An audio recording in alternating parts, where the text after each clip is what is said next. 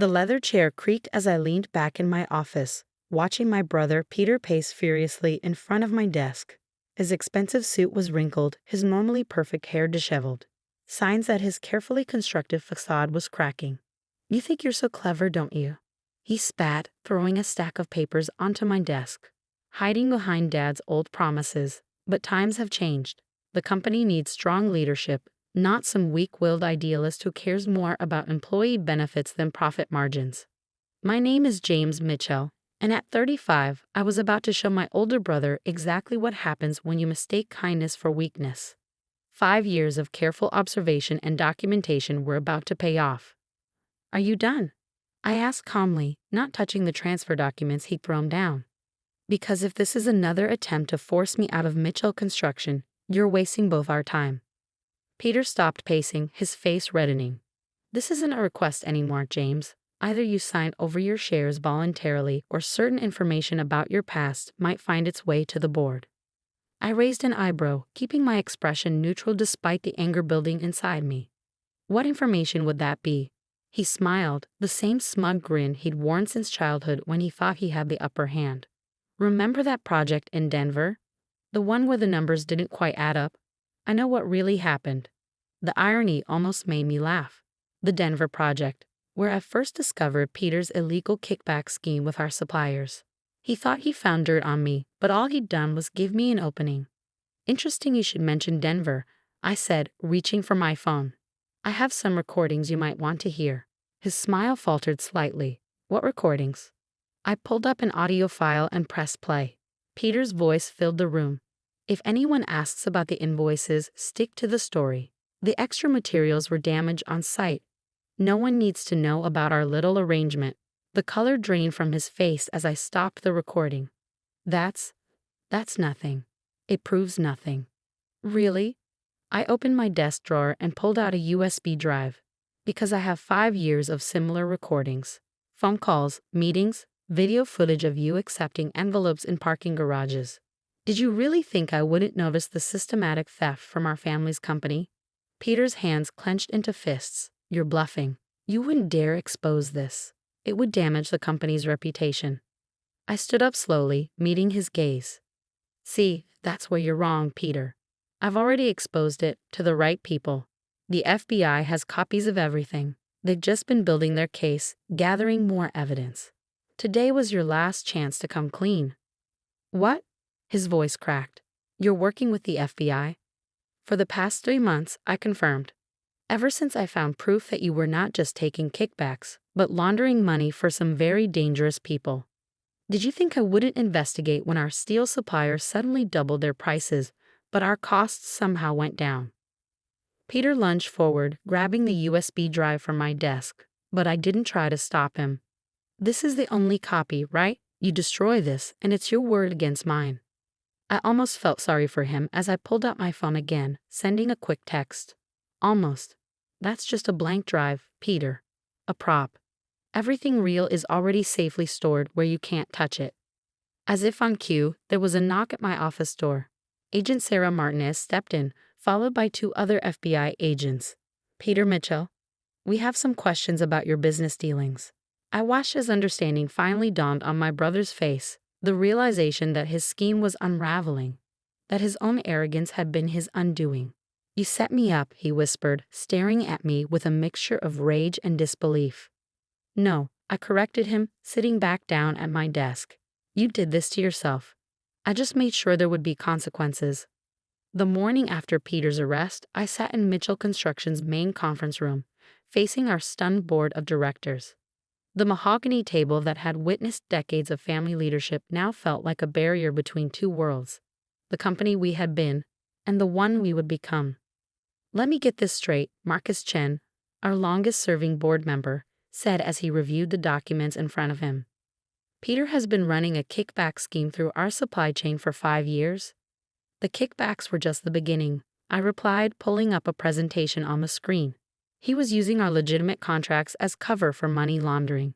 The inflated supply costs, the ghost employees on payroll, the phantom project expenses. It was all designed to clean dirty money for the Ramirez cartel." The room went silent. Tom Bradley, another board member, dropped his glasses onto the table. The cartel? My God, James. Do you realize how deep this goes? I nodded, clicking through to the next slide. That's why I had to be careful.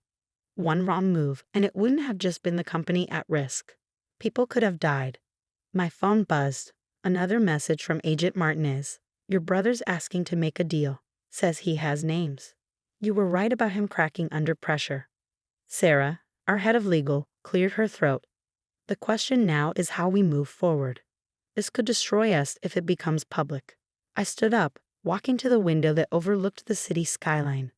Down below, I could see the cranes and scaffolding of our latest project, a children's hospital we'd won the contract for last year.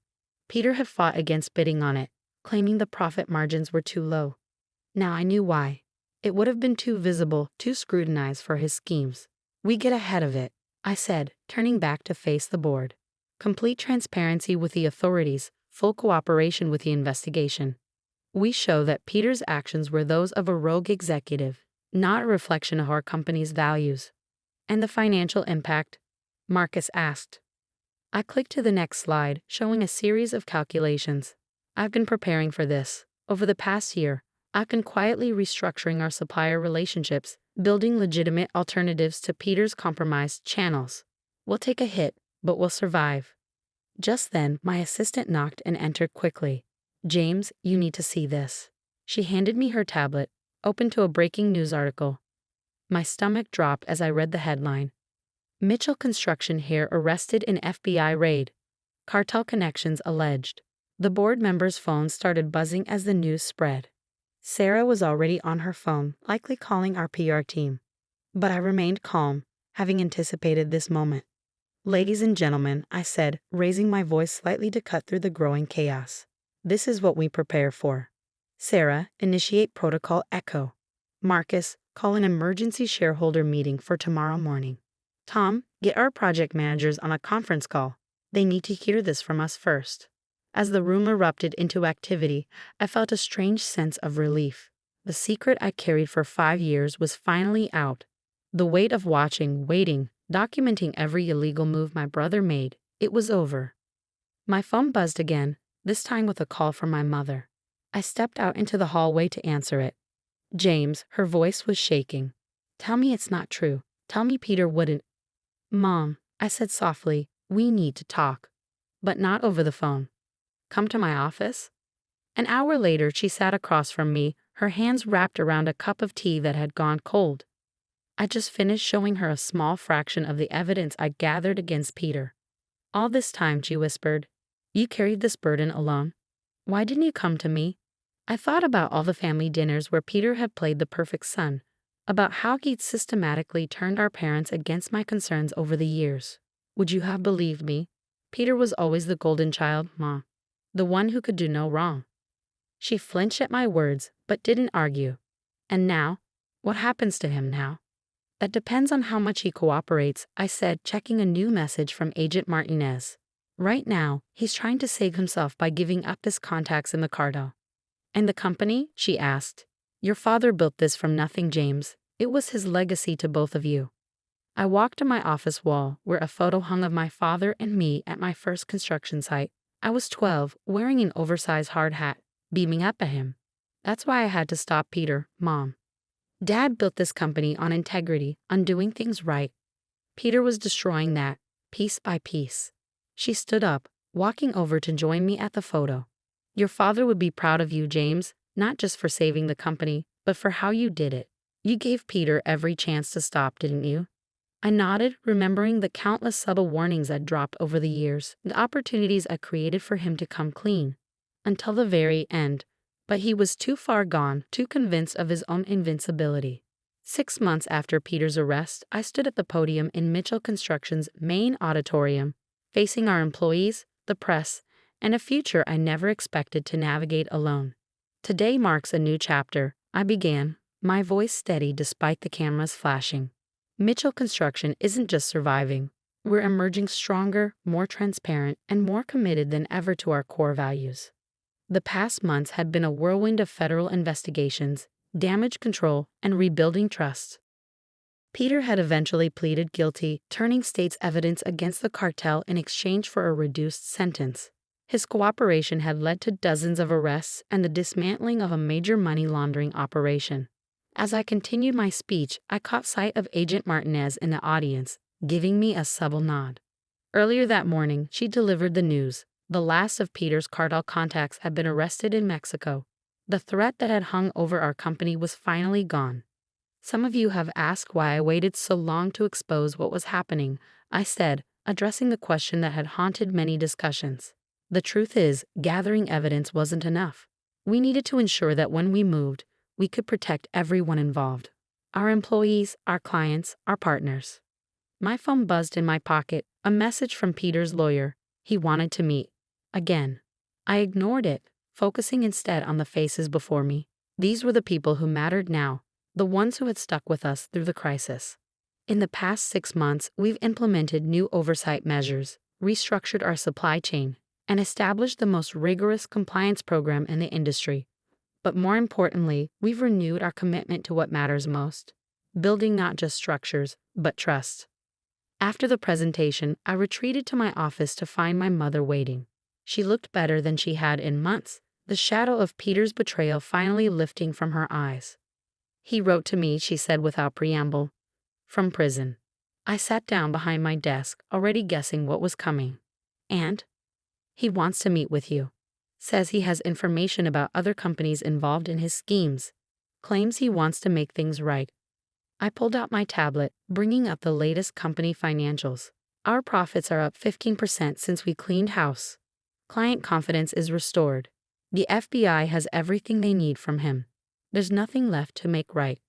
He's still your brother, James. I looked up at her, seeing the pain in her eyes. No, Mom, he stopped being my brother the moment he decided to put everyone in this company at risk for his own greed. Just then, Sarah burst into my office, her face flushed with excitement. James, you need to see this. The Children's Hospital project? We just got the final approval. All the funding is secured. I smiled, remembering how Peter had mocked this project as a waste of resources. Get the team together. Let's do this right. My mother watched this exchange with a mixture of sadness and pride. Your father always said you had the heart for this business. Peter had the ambition, but you had the heart. Dad also said something else. I replied, standing up. He said success without integrity isn't success at all. It's just failure in disguise. Later that evening, as I walked through the quiet halls of our headquarters, I paused at the wall of company photos. There was one from the groundbreaking of our first major project. Dad, Peter, and me, all wearing hard hats and smiling. I thought about taking it down after everything that happened, but decided against it. It was a reminder of where we came from and why the truth mattered. My phone buzzed one last time, another message from Peter's lawyer. Final chance. He has information you need to hear. I typed a simple reply. The truth already came out. There's nothing left to say. Turning off my phone, I gathered my things and headed for the elevator.